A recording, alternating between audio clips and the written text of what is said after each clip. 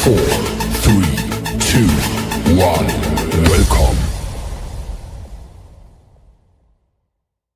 Hey, come on. Let's go, Captain Lilineth. Try again. Hey, everybody, is there a window open? I feel a draft. Wanted a kiss and call your mother. That was a good one. Hey, prehistoric forest.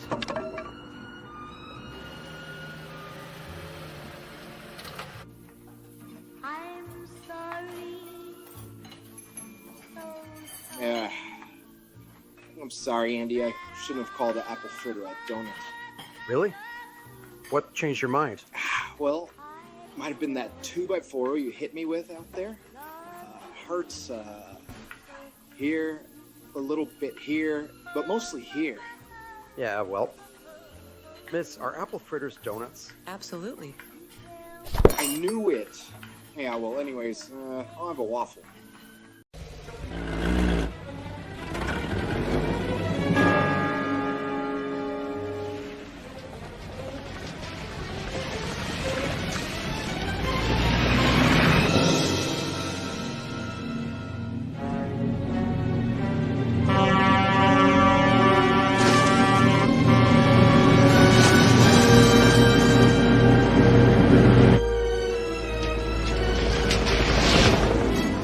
Holy shit, look at that guy on the wrong side of the highway. He's going to kill somebody. Hey! Hey! What's going on? Joker wants to race. All right, come on, let's go. Put your window down! He wants something. He's probably drunk. You're going the wrong way! What? You're going the wrong way! We're going. Yeah, how can he know? Thank you. You're going in the wrong direction! You're going to kill somebody!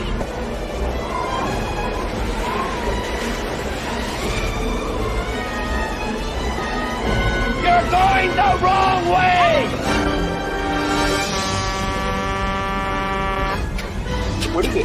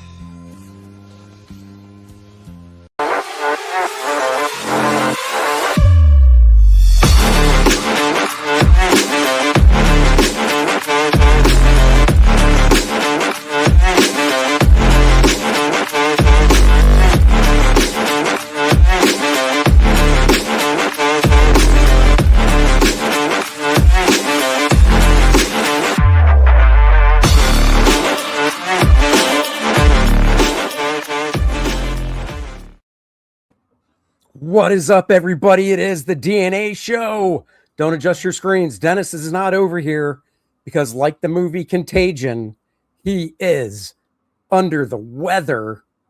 My God, man. This is, you know what this is? This is God smiting you for taking a 2-week cruise when a month of the new year hasn't even gone by yet.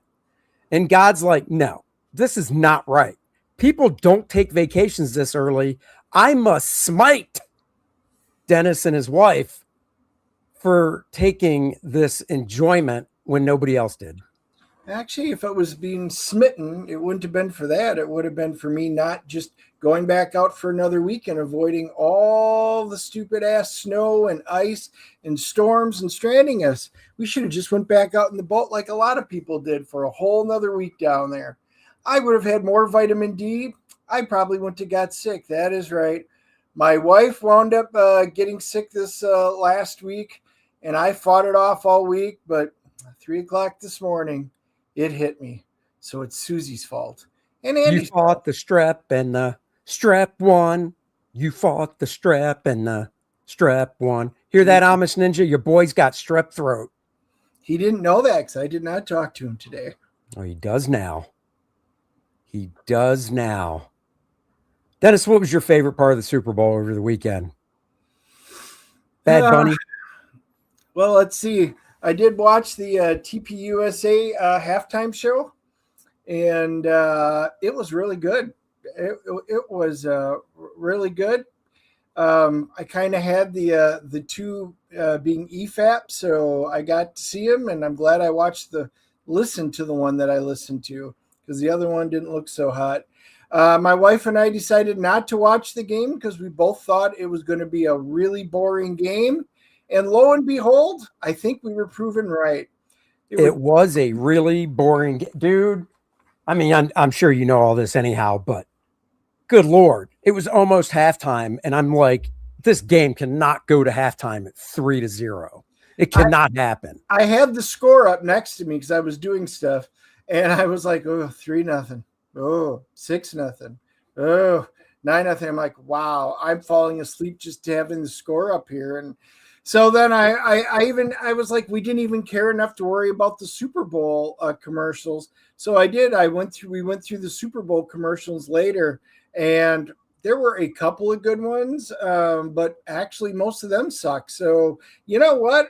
I was pretty happy that we actually didn't spend our time watching the Super Bowl. Yeah, there weren't really any standout. I mean, honestly, the one commercial that was great was the Budweiser one with the horse and the baby eagle that, through time it finally did you see that one or no? Yeah, we saw that one. Our favorite one was the Alexa Plus one with Chris Hemsworth, and it was trying to kill him. Oh yeah, that was good. Yes, that was the only one that I thoroughly enjoyed, laughed, and happy. The Budweiser, I think they maybe have learned their lesson. They've learned their lesson. Yeah. I besides the sentimentality of the commercial, the shot where the horse was walking at you, and then you just saw these big wings come out because you couldn't. It was a low angle, so you couldn't see the body of the bird. And then when you finally did and it took off, they did that was really good. And the Chris Hemsworth one too. Other than that, I mean, Randy's right. Mandalorian commercial sucked, and I'm there with you. I'm really happy. We did much better things.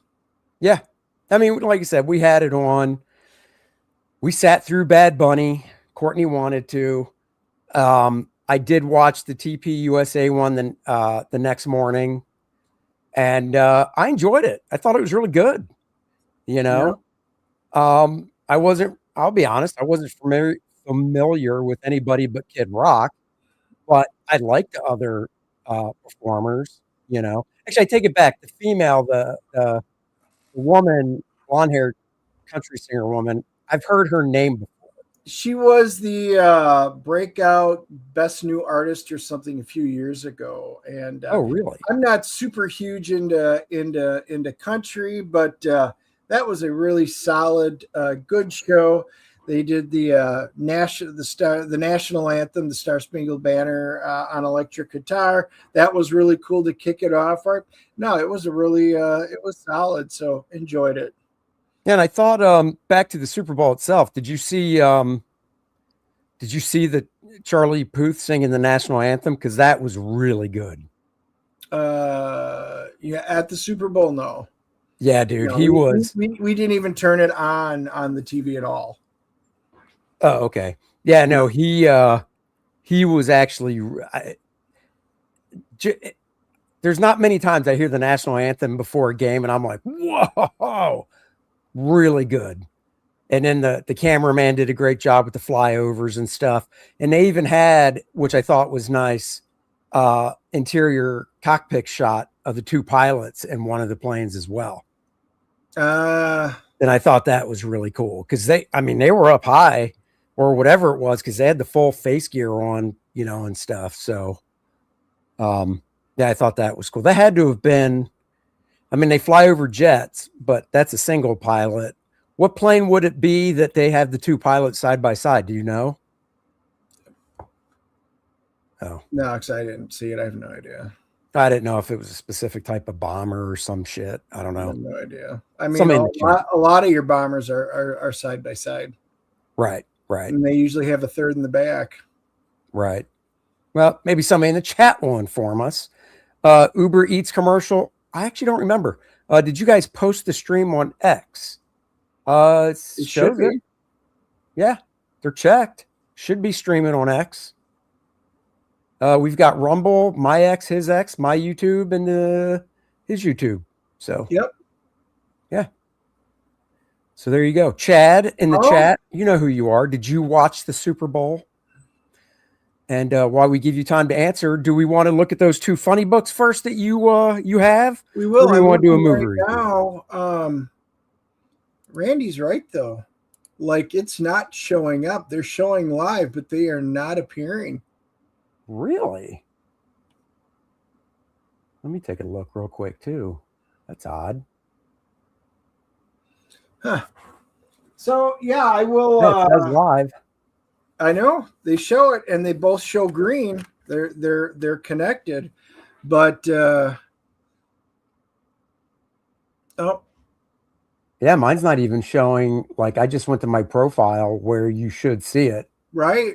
and it's set now at the top on my profile page where your little round picture is. It says live. Interesting. Yeah, I just clicked it. Maybe this is new. I just clicked the little button that says live, or not the button, but my profile pic in the circle where it says live. And now I'm seeing it like full size. It just opened up full screen on Twitter. I don't know. X. I don't know. Hi. Hail Andy and Dennis. Hail Chad. I agree with the Anthem. Flyover was awesome. Then I switched over to Puppy Bowl for a real game. I actually heard somebody else was watching the Puppy Bowl, which is funny. You'll have to just type in there what you thought of it, if it was good. That's weird. And by the way, when I clicked on it, maybe this is new. It opened up, and there's actually a chat window now as well. Like go to your X and go to your profile, and you'll see. So yeah, maybe that's new. Don't know. What's the other thing I was going to mention about? Oh, and Rumble, I noticed last night. Maybe I just never noticed before, but you know, when we did the Bros last night, we were streaming on the Professionals Rumble channel as well as YouTube and stuff. And somebody posted a comment on Rumble and it showed up in the StreamYard chat. Does that always happen or? So if I click on it, it does. It pops it open, and I can watch it. But there's a big chat right next to it, so that's weird.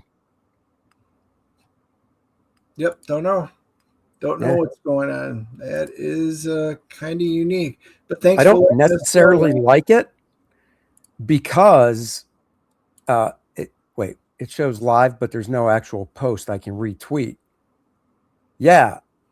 And the thing I don't like is, you know, when you look at X in general, on the right-hand side below the search box, it says live on X.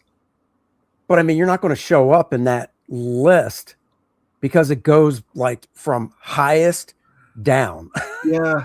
You know, well, but she does say checking X, and I can chat also. So, and you can see the X next to Pityma's name. Yeah. So, hey, at least X can chat now. Oh, wait, hold on. So check this out. Dennis, go back to yours where it's big screen, right?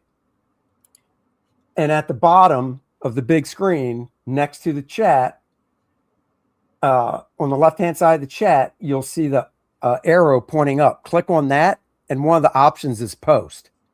So I just posted. So I'm going to go back to my timeline, and there it is. Now it's on my timeline. Do you see what I'm talking about? Picture in picture. Where are you seeing it? Okay, so you have the X open where it's taking up the whole screen, right? Or video. Well, it's the bottom quarter is what it pulls up as. I'll just share my screen and show you. Yeah, this is new. Here.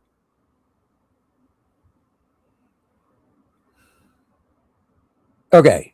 So this is what I see on my X, right? When I click on live. And then down here at the bottom right-hand corner where I'm moving my mouse over, there's an up arrow that says share. And if you click on it, one of the options is post. So click post and it'll post it to your timeline. Know what I'm saying? Yeah, mine isn't. I don't have that. Really? No, mine's just picture in picture basically. And even if I full screen it, it doesn't pop up. Let me see. Open live screen. Let's try that.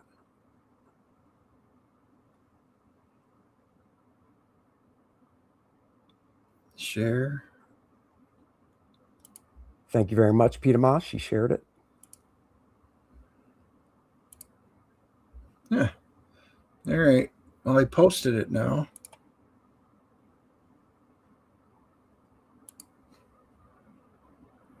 All right. Well, yeah, it's different. That's odd. Very, very odd, for sure. Okay. But whatever. Okay. Comic books. Here, I'll even slide you over since you'll be presenting stuff. Yeah, obviously with me being sick, I did not get down to the shop today to pick it up. So I will show you guys a couple that I was excited for, and then we'll take a look. The first one is Thundar the Barbarian. This is the one I've been waiting for it to come out. I do own the Blu-rays of the original series. I love this show growing up.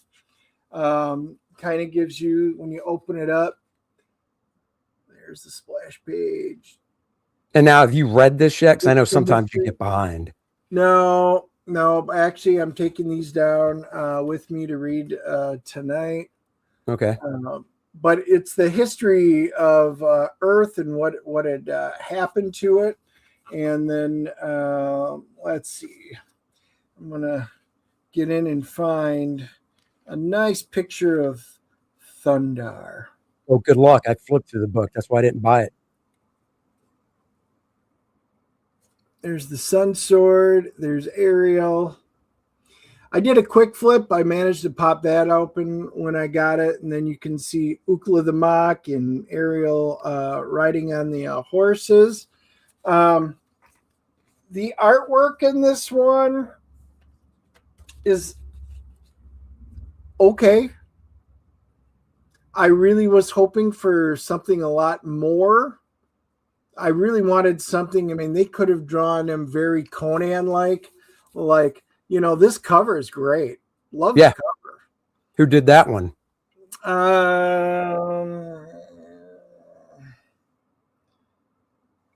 Now, it only lists the main cover.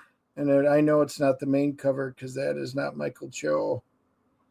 Oh, no, that's not. No. Michael Cho's cover is nice. He does really nice work.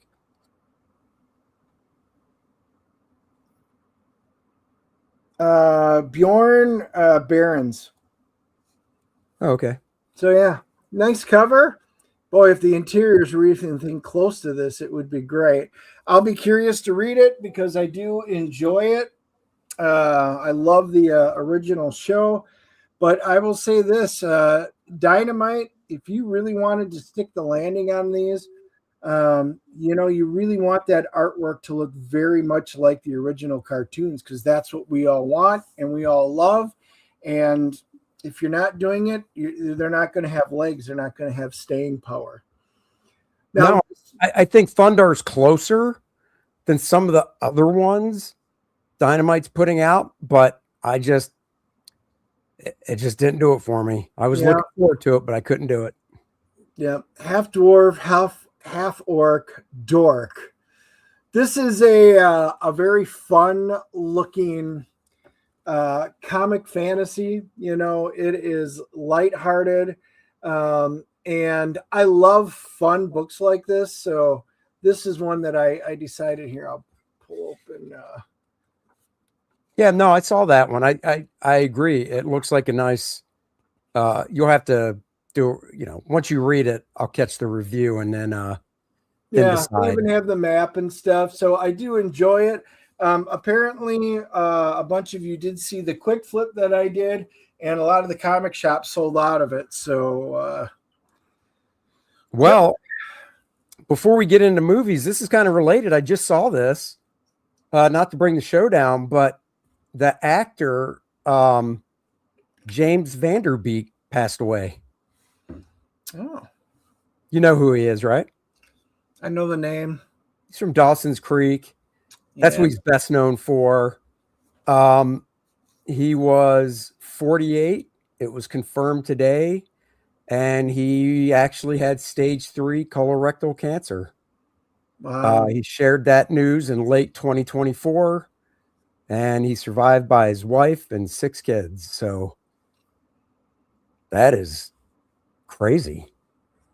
I saw it on X before I closed it out. And I was like, no, that's got to be a punk job. But then I Googled it and yep, that is, that sucks. He was also in, damn it. Oh, I didn't watch Varsity Dawson's Blues. Creek. Varsity Blues. That's what he was Okay. also known for. So, damn. Well, that sucks. All right. Let's, Art of Roy says that art is trash. Are you talking about Thundar or Dorks? Because I thought Dorks looked pretty good. Dorks Okay. is meant to be funny, and Yeah. it did. I picked it up. There were a number of them I picked up. The Savage Sword of Conan, the team that's been on the last number of them is not back, and it's good, but it definitely isn't as good as what the last group was. So Yeah. All right. Well, let's talk about a movie. Rip. The Rip. Guys, you get to experience a live movie review. We do these every now and then with streaming movies. This one's on Netflix, dropped a few weeks ago. And as always, we start with Dennis. What is The Rip about? well, Andy, the Rip, a group of Miami cops that they're a part of, discovers a stash of millions of dollars in cash, leading to distrust as outsiders learn about this huge seizure, making them question who to rely on or who could be a turncoat. Oh, and who's it star? Well, they reunite our buddies, Matt Damon and Ben Affleck are back. So it is good to see the two of them back in a movie. It just really made me want to go back and watch Dogma or something fun like that. But yeah, Not Good Will to see Hunting? these two. What's that? Didn't want to make you go back and watch Good Will Hunting. I could like that movie too. I like that movie. So yeah, The Rip. I thought The Rip was actually really cool. It's kind of just like a good old throwback, you could say, action movie. No woke crap in it. Matt Damon is, the head of the task force. I don't know if you'd call Ben Affleck second in charge. And then you also had Stephen Yeun. Is that how you say it? yes. Stephen Yeun was also in it. He, of course, was the dude that got his brains bashed in on Walking Dead. Voice is invincible. He's part of the task force. And then- Glenn, my wife was like, "Oh my god!" and she Glenn. couldn't figure out who it was, and I'm like, "It's Glenn." She goes, "Oh yeah." I'm like, I was sad when Glenn went. Wasn't sad in this movie. No. And then you had two actresses that were on the task force. Sorry, I don't know their names. And then you had Kyle, is it McLaughlin, who is playing Hal Jordan later in the year, but he was also in the movie working. I don't think he was DEA, but he was a different unit basically on the task force that drove around in a nice, armored Hummer, I guess. You said Kyle McLaughlin. It's Kyle Chandler. Kyle Chandler. McLaughlin is the one from Yep. you're watching Fallout right now. Fallout. Yep. Kyle Chandler plays Hal Jordan. Also Friday Night Lights. I like Kyle Chandler, so I really enjoyed the whole cast, and the two female actresses, I thought they were good. They're not big names, so that's why I don't remember their names. I mean, you can correct me if I'm wrong, but when I saw them, I didn't automatically go, Nope. oh. No, I didn't either. Okay. I didn't either, but it was a good cast. I enjoyed. So this is a definite drama, a laden cast. There's no quippy, one-liners. There's no comedy. This was pure cop, drug, police drama. And it was I was like, well, let's see how it is with the two of them in there. I loved it. I really loved it. There's always some big twists when you're trying to figure out things in there. So it's always fun to figure out, can you pick out what the twists are or know what they are, as they're happening. So my wife and I were watching it, and the action was good. The hints to the clues were there. It was a solid story. Like I said, pure drama. I think they both did great acting with it. It was good to see the buddies back on screen together, and for a different type of a role this time. I think they nailed it. This was a fun, not laughable, but a fun, enjoyable story. I liked it a lot. It had a few twists in it and stuff. And going into a movie like this, and once they set up the premise, which is basically there's this so this task force that Damon and Affleck are part of what they do is, if they find out there's like either a drug stash or lots of cash someplace at a house, they get their warrants, they go get it, on the job. If it's a cash thing, going by procedure, they have to count it there on the premises and stuff, to log it, blah, blah, blah. And there's some bads going on, we'll say, inside the team. And even though you knew that there were going to be some twists coming up and stuff, I thought they handled it well. It's really hard, I think, these days to go to a movie and have the movie, put a good twist in that you go, holy shit, I never saw that coming, but this one at least did it well, to where you weren't like, oh, this is going to happen in 10 minutes. I thought their performances were good. And like Dennis said, it's a drama. So it's not like a Bad Boys relationship between Affleck and Damon where they're busting balls and stuff. It's pure drama and an action thriller, I guess. And I tell you what, for a Netflix movie, I'd say years ago, when you heard a movie with good actors was going straight to a streaming, you'd go, uh-oh, must Royal not have tested well. Royal Tenenbaums. Yeah. But now a movie goes straight to streaming, like a Netflix or a Prime. They put out some good stuff. So if you have Netflix and you're looking for something to watch that's a couple hours long, I highly recommend it. Art of Roy says Affleck and The Accountant was cheesy decent. It is. That's one of my wife's favorite movies. And The Accountant 2 was even better. Him and Berkenthal with them getting their relationship is great. Those are really good movies. So I agree with you there.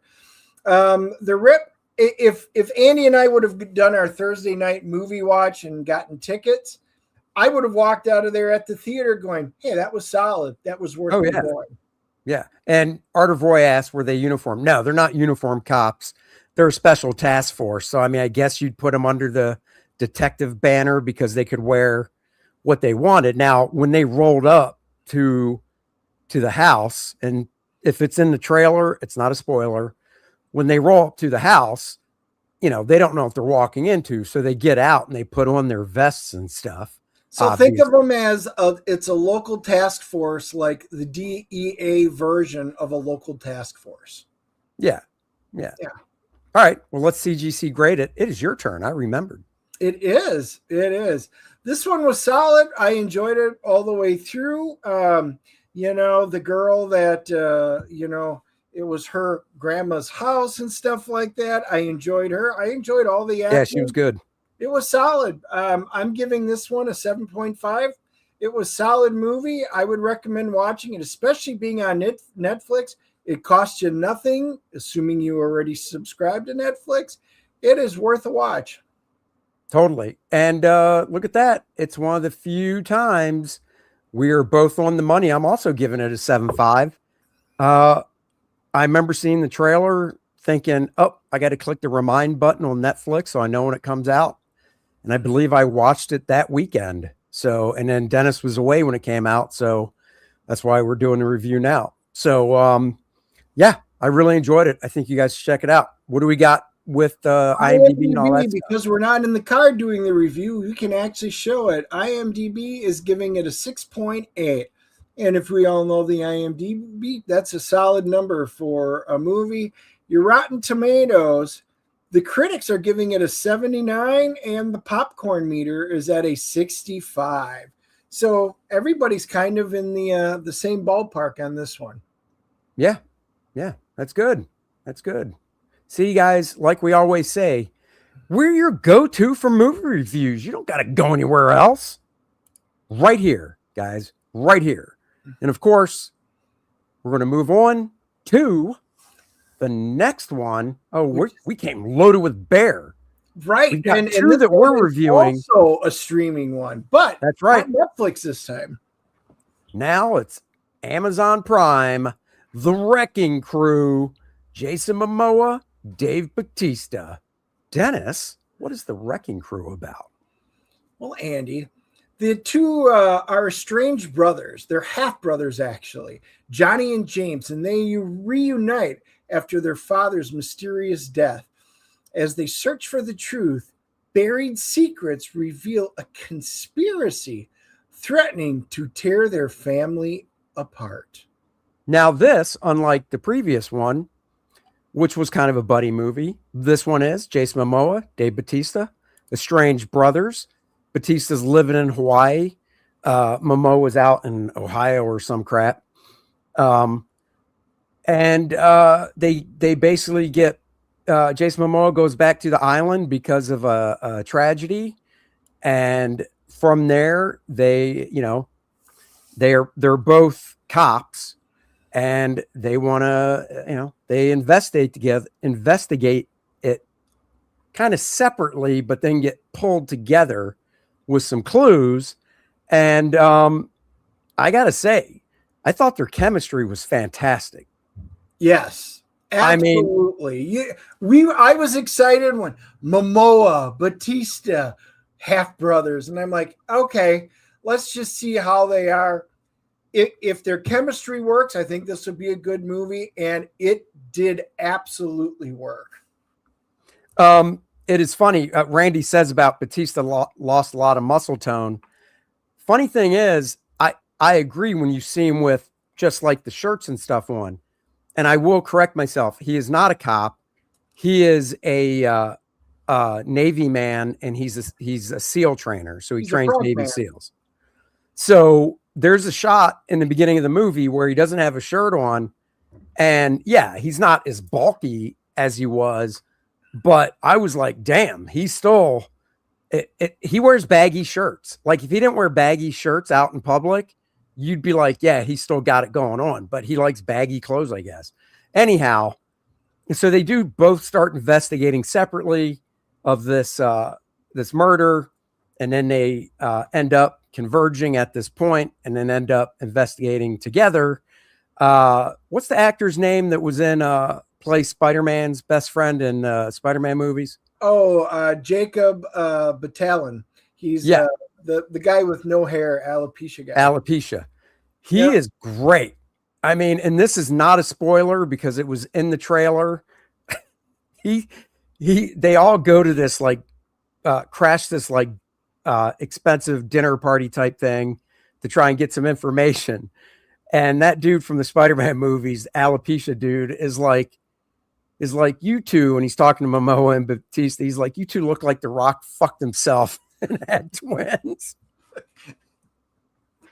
Oh my God. He had so many great one-liners. Yes. Batista did, Momoa did. Jacob did this parkour thing where he's like running away, jumping out the window, going down, bouncing it, and you just see him, and he's a good sized kid, and when he gets down there, he turns around, and he gets all the way to the bottom and flips off Momoa. It was just so funny, and he goes, what are you, like a fat Jackie Chan? Oh my God. The jokes were great. And the funny thing is, when they did that, obviously it was a stunt guy that did it. But I mean, I don't know if they padded this stunt guy up that knows parkour, or they found somebody that size roughly that knows parkour, because it was edited so well together. You could not tell at all there was a stunt person. It was Morena Baccarin. She plays Jason Momoa's, I guess we'll call it girlfriend / fiance. Yeah, on and off again. I love her to death. So she was absolutely fantastic in there. This buddy cop story had a lot of action, a lot of comedy, a lot of physical fights that go on. Batista and Momoa have this great brother all out fight, and you get into the emotional part of why they're estranged and stuff. And then you're dealing with Stephen Roots, the detective. He's like the head detective of it, and he can't stand either of them. And it is great. There's no love lost. There's some great friction there. And then Tamura Morrison, or we'll just call him Boba Fett or Jango Fett, and he winds up playing the governor and stuff in it. So it had a good cast. And it was a pure fun buddy cop kind of movie in my mind. My wife and I laughed and laughed. The story is what it is. There's nothing exceptional about it, but it was a great popcorn flick. It was. And it's one of those movies where no boobages in this movie that I recall. No. It is R-rated, but that's because of the violence is really over the top. Think like Deadpool. Some of the violent stuff they did was so over the top, but they really did pull it off well. And I mean, we're not doing spoilers, but there was just some stuff in it that I was just like, oh my God, I've never, like Dennis said, the story itself, it's almost cookie cutter. But when you do a story like that, you have to look at the other things you add to it, whether it's, is there a car chase? Of course there is. But what can you do to that car chase to plus it up to make it like something you haven't seen before? Yeah. And what they did in this movie and a lot of the action moments. So that really makes it work. Did have one of the tropes that a lot of these movies that we talk about fall into. And it was kind of like, didn't see that one coming. So that was too bad. But with that being said, it was still a fun watch. And this is another one, although it was on Prime. If you and I had gone to the movie theater to see it, again, I would have walked out going, oh, yeah, dude, I hope there's an after credit scene. We should stick around for it. Oh, 100%. I wasn't let down by either one of these. All right. It is my turn to go first on the CGC rating scale, where we rate from 0.01 to 10.0. And, because I do like straight out dramas like the previous movie, The Rip, but a movie like this where I can really laugh and have a really good time, I kind of lean towards more. I'm giving it an 8.0. I'm sure that if any of you watched it or will watch it, you'll probably say you rated it higher by a point, but I don't care. I like movies like this a lot. So I'm giving it an 8.0. Wow. 2 movies in a row. You and I agree. I like this one just a little bit better. I think because I laughed so much in it. Yeah. And the chemistry between Batista and Momoa, I mean, they just had me roaring. And 2 brothers, kind of opposite sides of the coin, and they played it really well. This is one I actually hope they do a good sequel. I would Yes. love to see them come back and do something with this. And they do set it up at the end for a possibility. I'm also giving this one an 8.0. Very fun, very solid. Another one, if you like comedies and you like, this type of a show, I think you will really get a kick out of this. Now, I will say, I'm a little surprised. I thought for sure when I said 8.0, you were going to come in a little lower, like a 7 or 7.5. So that's cool. All right, what do we got here? It is. IMDb is giving this one a 6.5 right now. And a little low, I think. But let's do this. Rotten Tomatoes. The critics are giving it a 7.3 and the audience is 69. So you and I are actually a little bit higher this time than what they have to say. I enjoyed that one a little bit more than that. Yeah, that really surprises me because it is a fun movie. Oh, well, now we're going to talk about a movie that Dennis saw over the weekend. Unfortunately, I do want to see it, but I was busy, so I wasn't able to make it out. So him and his niece went. And he's going to give us a review of it. No spoilers because I do want to watch it. Iron Lung. Dun, dun, dun.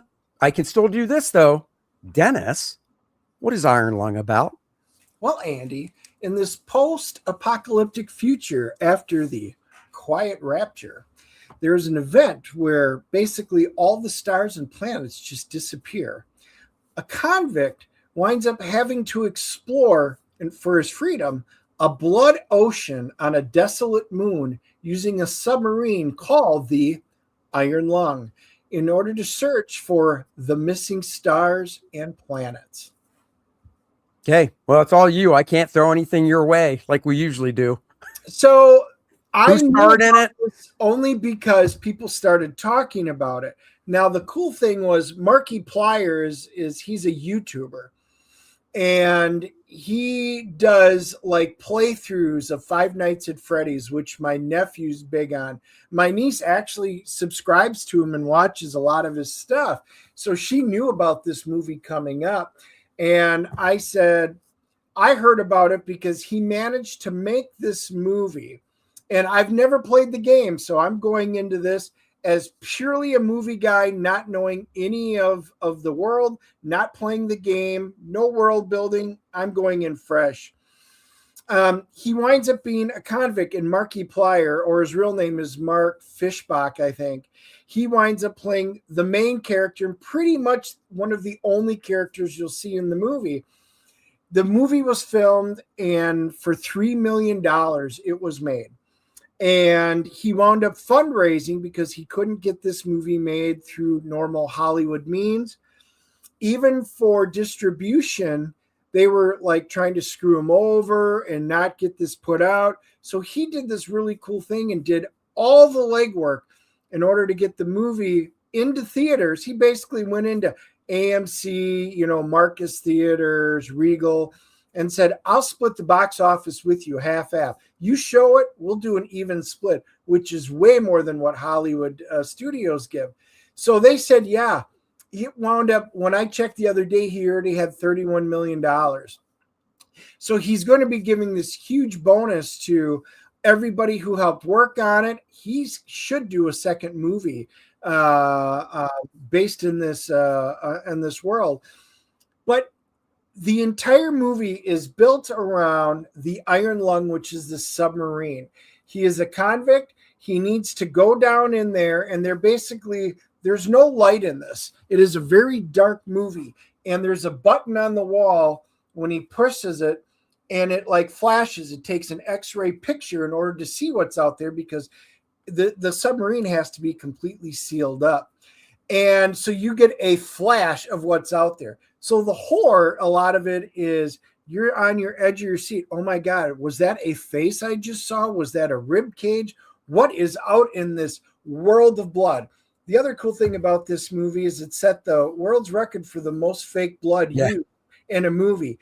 80,000 gallons, which I think Evil Dead, I think, was the original holder at 50,000. And even through the movie, as you're going through it, it was shot really well, and you saw a little bit of blood, and they're wiping it off, and you see some coming in, and you're like, where's all this blood coming from? Oh yeah, no. The third act, you see where all the blood comes from.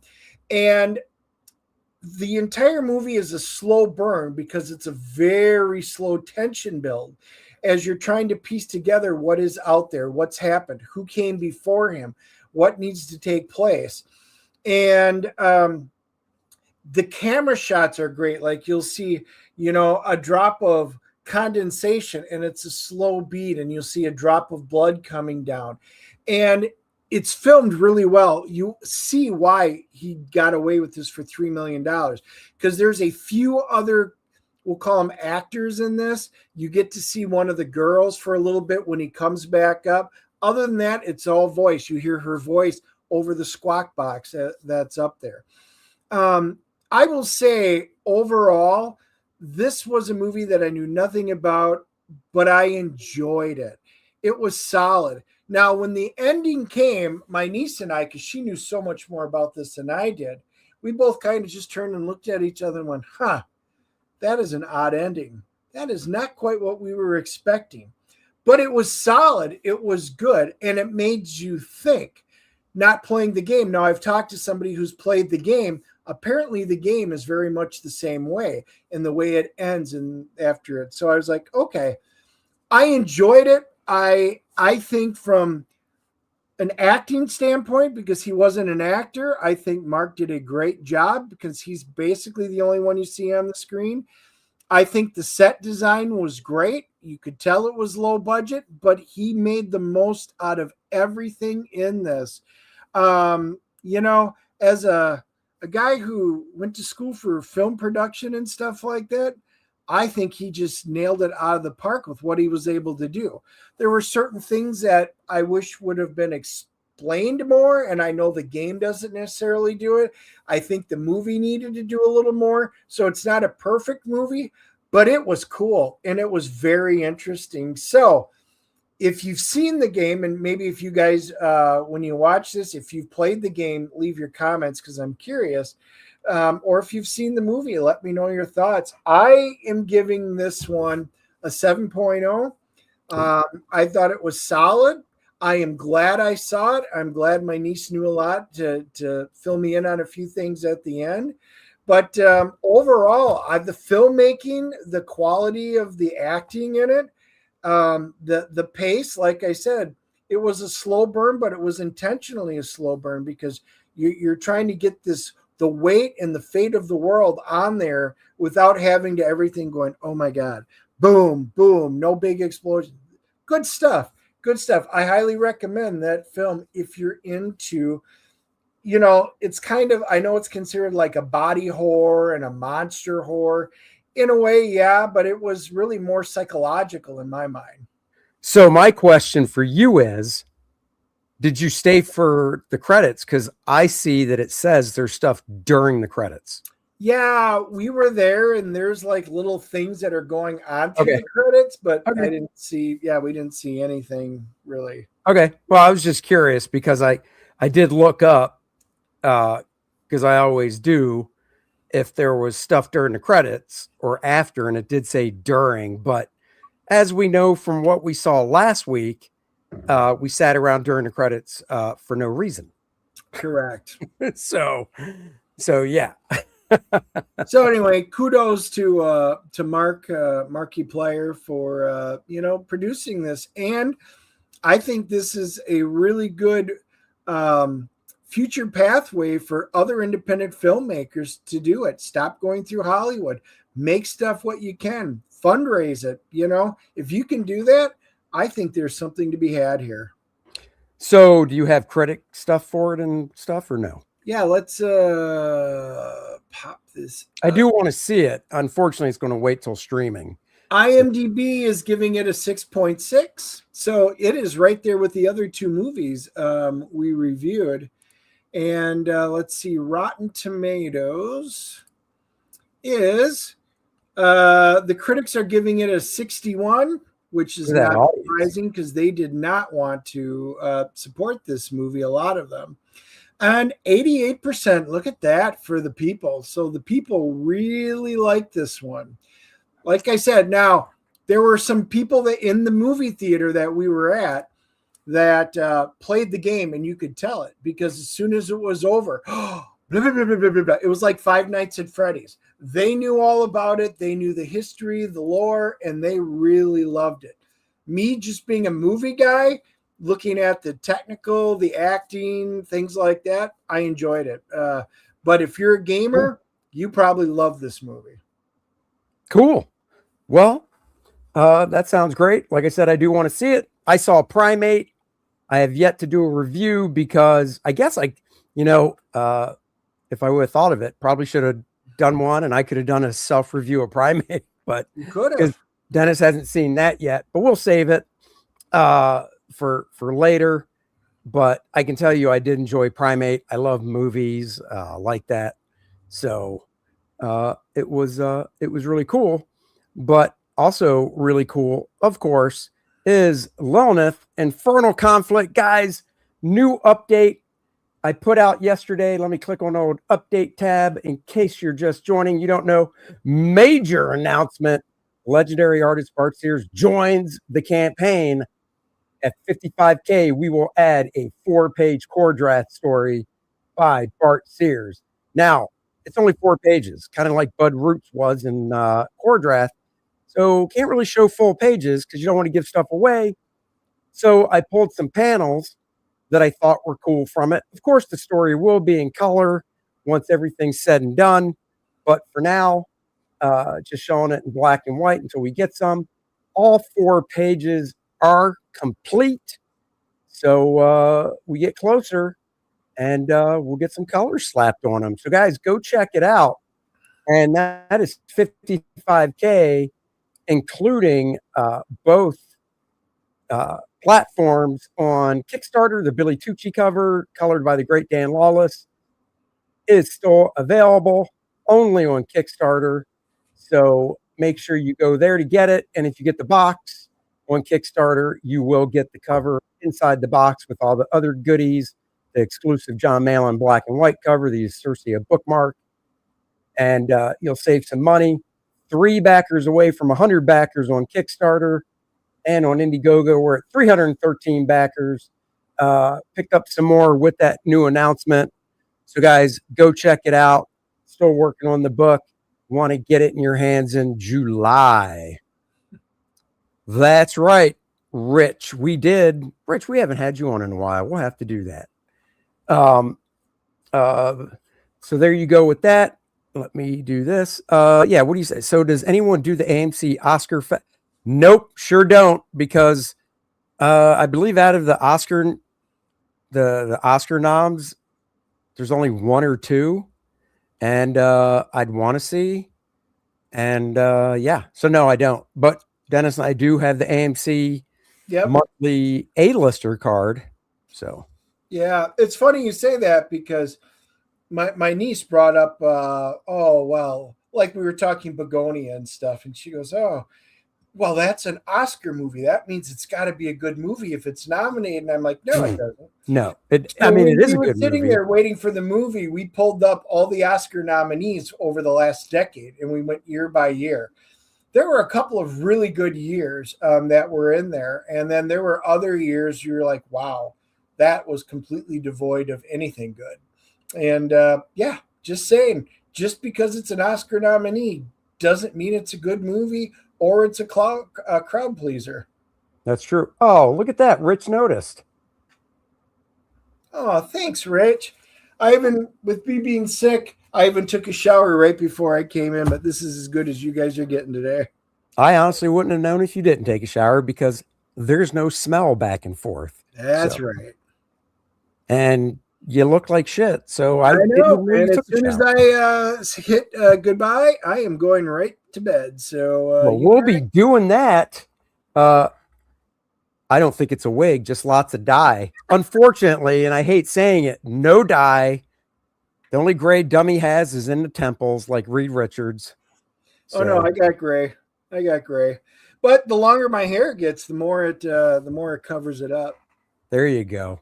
All right, guys, we're going to wrap it up so Mr. Dennis can go nighty-night with his binky and his teddy bear. That's right. It's actually not a teddy bear. It's one of those fluffy things from Star Trek, a tribble. Giant He's got tribble. a big tribble that he cozies up with. So there you go. Graybeards is in an hour, and I don't remember what the topic is. So you'll have to go watch Graybeards to find out. Until then, thanks for joining. And Rich, you guess you got to go back and watch it from the beginning. That's right. And tomorrow night, because somebody's sick, I'll be seeing another movie with just my daughter. What is it? Have fun. Something, don't die. Oh yeah, I won't be. I'm going to keep the ticket, but I won't be making it, obviously. So that's a bummer. It is a bummer. All right, guys, we'll catch you next time. Go. You be quiet, Rich. Go back. Lilineth, Infernal Conflict. Here's the trailer. Bye bye, everybody.